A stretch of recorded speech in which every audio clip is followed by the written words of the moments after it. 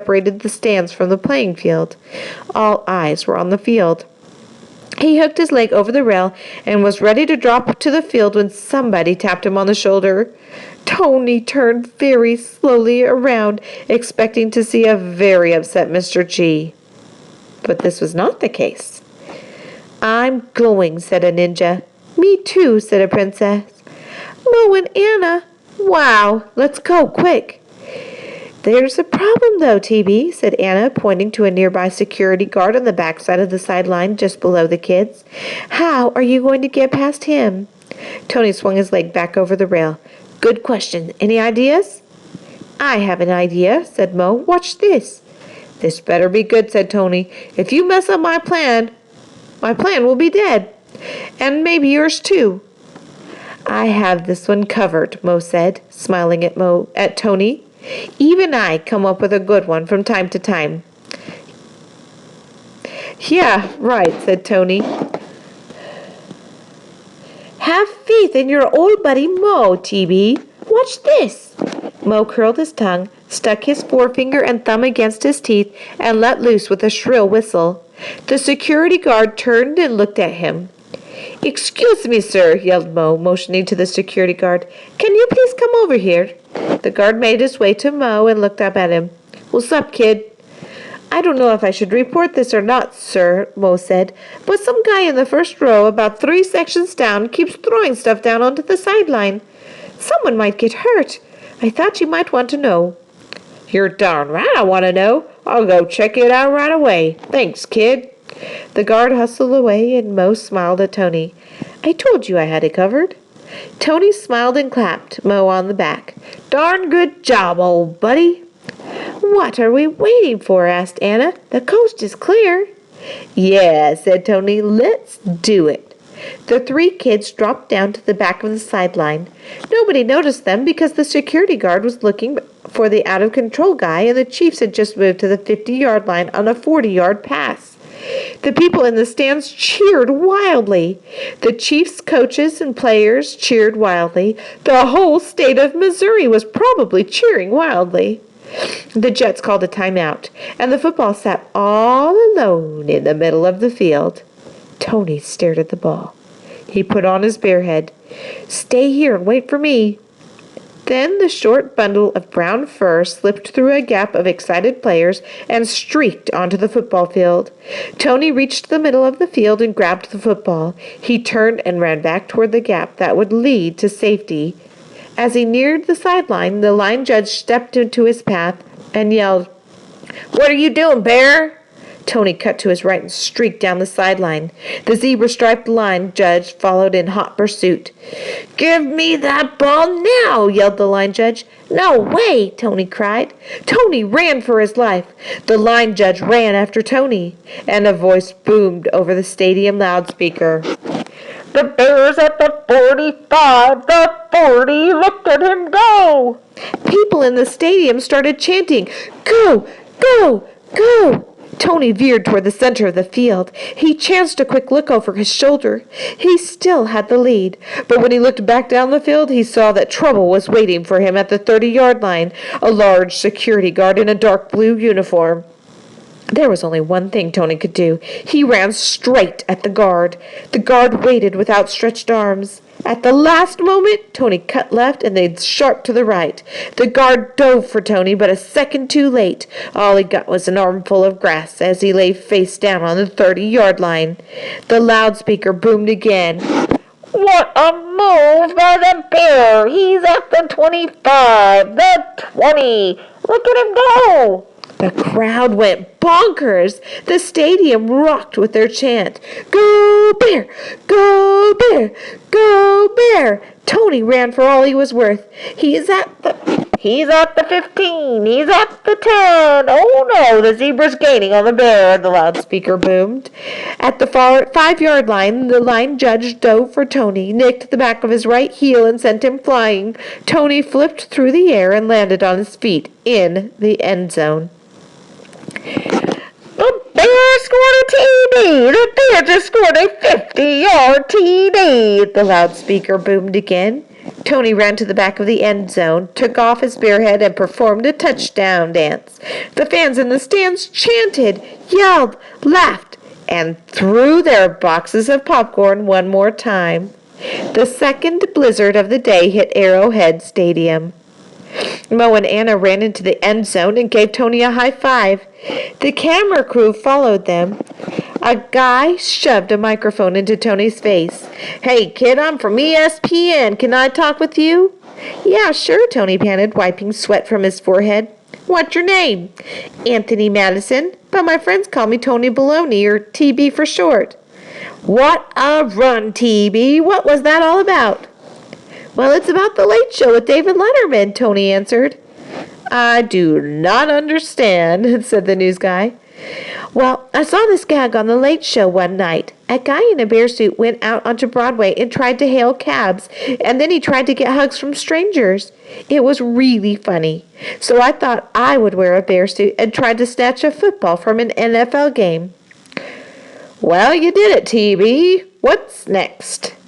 "I'm going to be on the Late Show someday," Tony said. Then he put his arms around Anna's and Mo's shoulders. "And I'm going to take my two best friends with me."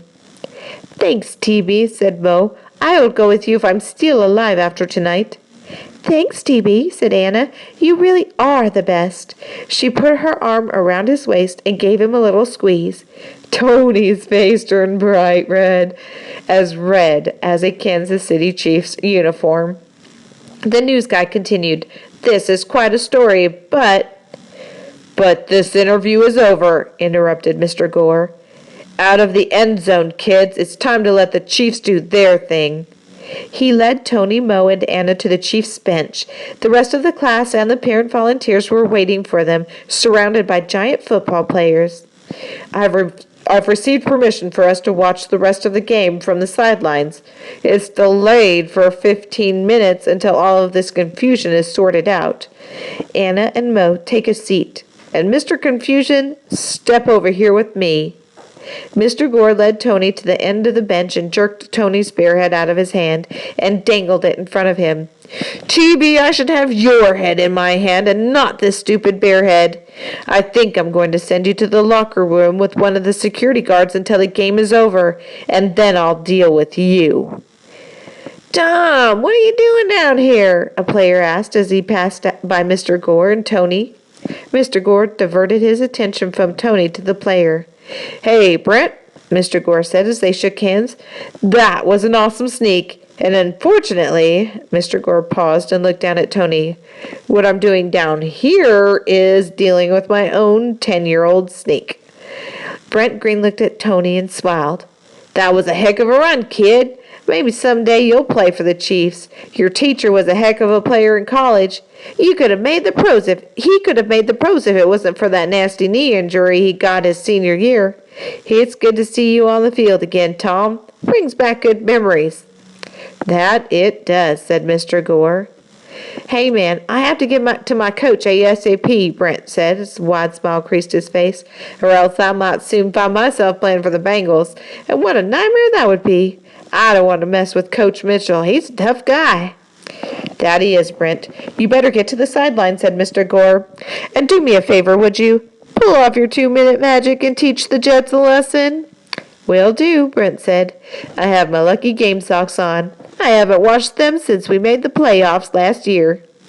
"Disgusting," said Tony. Brent tapped Tony's shoulder with his helmet. Then Brent Green and Mr. Gore made a fist with their right hands and brought them together in a light punch. "See you after the game," Brent said as he walked away. Mr. Gore ruffled Tony's sweaty hair and winked at him. "Let's forget the security guard and the locker room business, okay?" Confusion washed across Tony's face. Thanks?"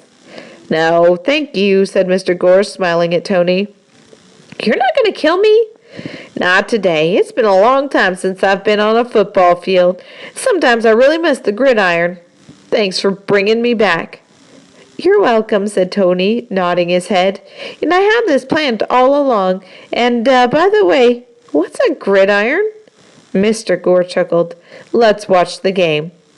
The Chiefs scored a touchdown with 1 second to go in the game. They kicked the extra point and won the game. Chiefs 38, Jets 37. 79,000 fans went totally bonkers. Mr. Gore's class got lots of autographs. Mr. Gore saw many of his old football friends. Mrs. Hernandez's secretary watched the game on TV and was glad that she wasn't there. And best of all, Tony, Mo, and Anna did not have to go to the principal's office. Later that night, after finding out he was grounded for a week and couldn't watch TV for a month, Tony wrote a letter to David Letterman before he went to bed. October 31st. Dear Mr. Letterman, my parents are really mad at me. My dad said I went too far today, and my mom said I'm teetering on the edge of existence. What the heck does that mean? I thought my teacher would kill me, but he didn't for some strange reason. He actually seemed kind of pleased with me. Anyway, here is another top 10 list you might want to use on your show. The top 10 ways a kid can make the national news. Number 10, steal an ice cream truck and drive to Disney World. Number 9, get caught painting a mustache on George Washington at Mount Rushmore. Number 8, single-handedly persuade Congress to pass a law making it a federal offense for school cafeterias to serve cold, soggy, limp French fries. Number 7, write a best-selling book called 101 Ways to Successfully Avoid Doing Homework.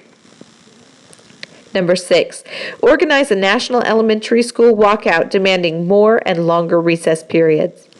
Number 5, chain yourself to a display in Toys R Us and refuse to leave until Joffrey the Giraffe autographs your hinder.